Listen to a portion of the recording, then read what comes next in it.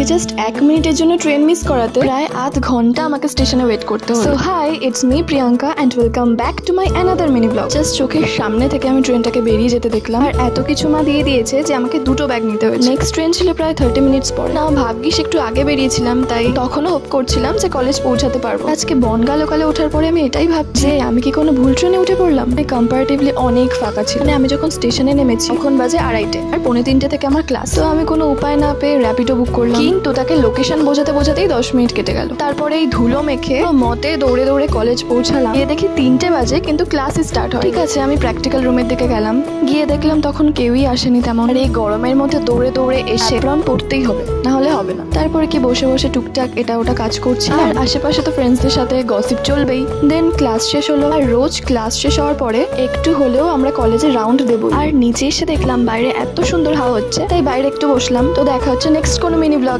By.